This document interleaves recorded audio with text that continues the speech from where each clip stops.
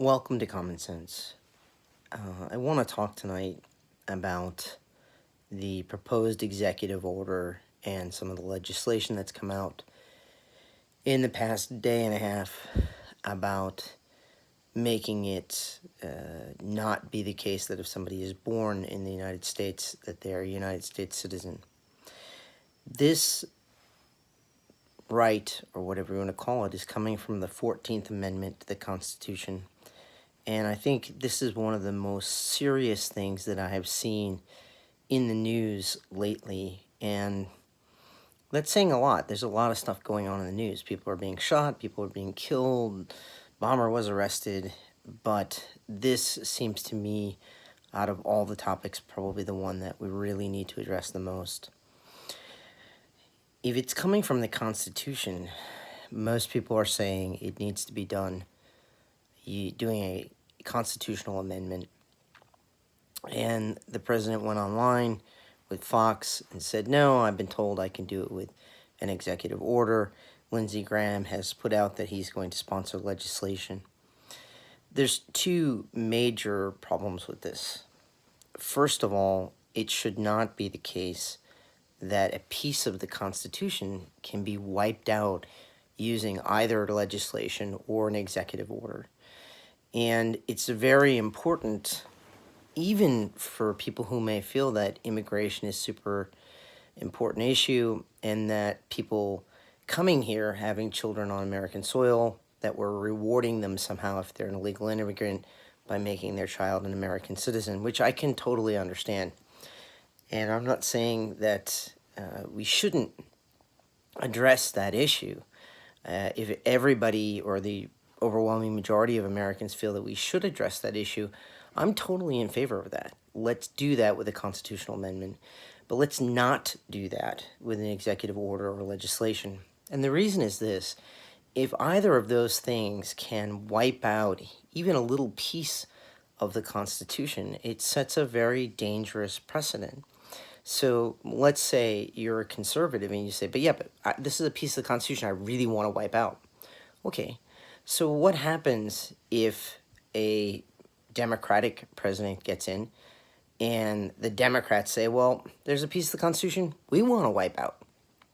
We don't want, this presumption of innocent until proven guilty. We're really with the Me Too movement, and that coming from the Constitution, we should just wipe that part out. And as soon as somebody says it's sexual assault, then the person that they're accusing should be guilty until proven innocent.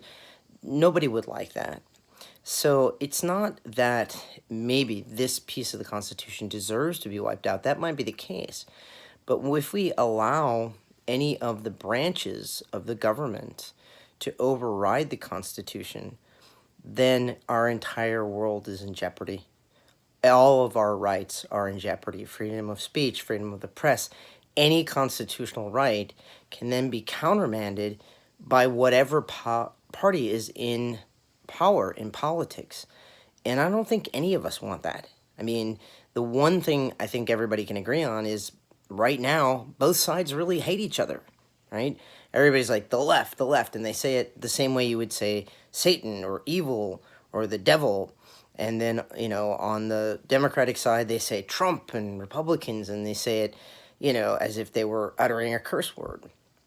So I don't think either party would want the other party to be able to erase something from the Constitution simply because a bulk of people might want that. The other thing I think that's of super concern is that both of these individuals, and any individual who would have the capability in government to do this, has taken an oath to uphold the Constitution. And here I really fault the media. I don't hear anybody in the media talking about that. I mean, the oath of office for the president or for a senator is not, I promise to do whatever my base wants me to do so that I can get reelected or members of my party can get reelected. The oath is to support and uphold the Constitution. So even if, some people are claiming, well, Trump put this out there to fire up his voters to make sure that the Republicans win the midterm.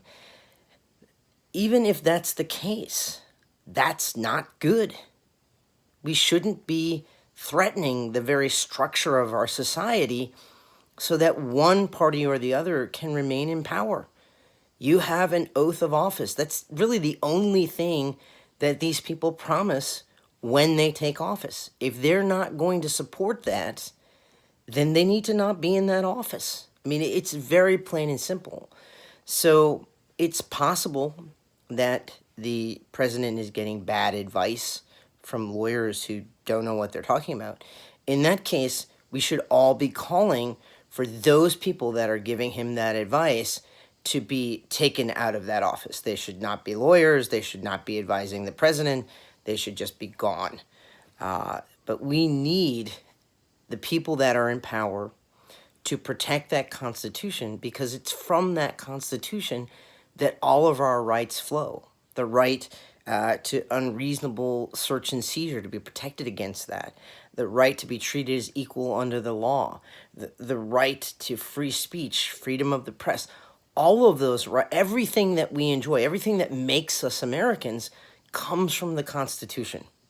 So we cannot have people in any office, whether it's the executive branch, the legislative branch, or the judicial branch, they cannot be doing things that contradict the Constitution. You know, it can understand if it was ambiguous. I mean, that's the job of the Supreme Court, right? Maybe some things in the Constitution are ambiguous. They could be interpreted this way, or they could be interpreted that way. And so the legislative branch makes laws that give us guidance in how that's going to play out. And then somebody else says, no, that's not what the people who wrote the Constitution meant. And it goes up to the Supreme Court, and they make the decision that, yes, this goes to the Constitution, yes, it doesn't. But in this particular case, the language is not ambiguous. There's no room for interpretation. It says, if you are born in the United States, you are a United States citizen. And we can't just pick and choose the pieces of the Constitution that we're going to follow based on the politics of the moment. And I'm totally fine with whatever the majority of my fellow citizens want. I do think immigration is an issue. I do not believe in open borders. I don't think most Democrats believe in open borders. I know for a fact most Republicans don't believe in open borders.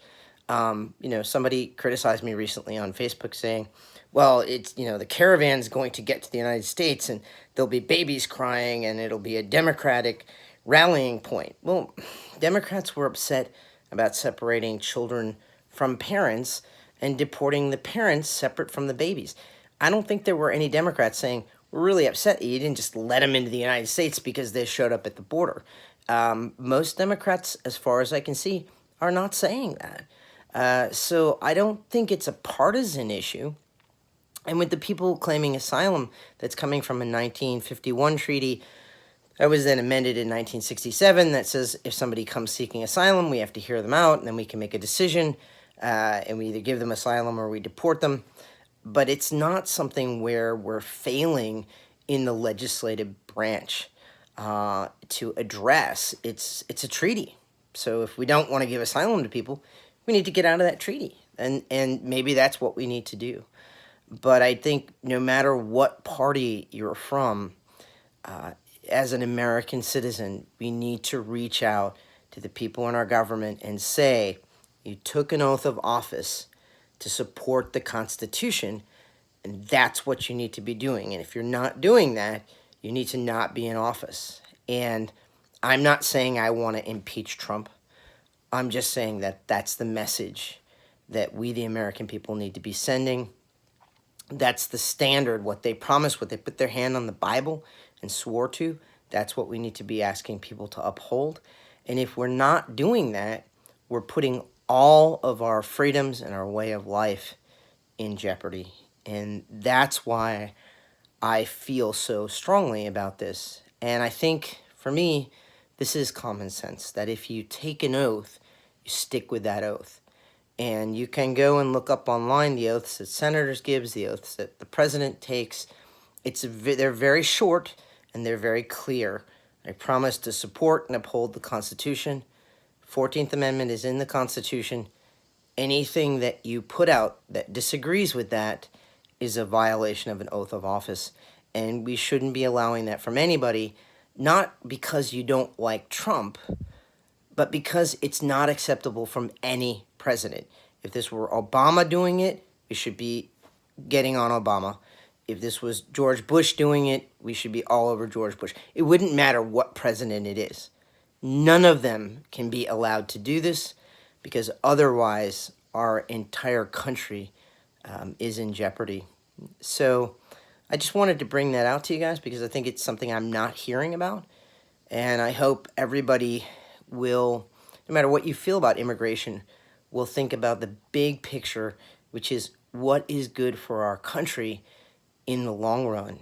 And so far, for over 200 years, the Constitution's been working pretty well for us. So I think we should be very careful about upholding that, because even if there's a line here or there that's maybe not working, let's go through the proper process, but let's not throw the baby out with the bathwater. And so I hope that this discussion has been helpful wherever you stand on this issue, and I look forward to talking to you next time. Thanks.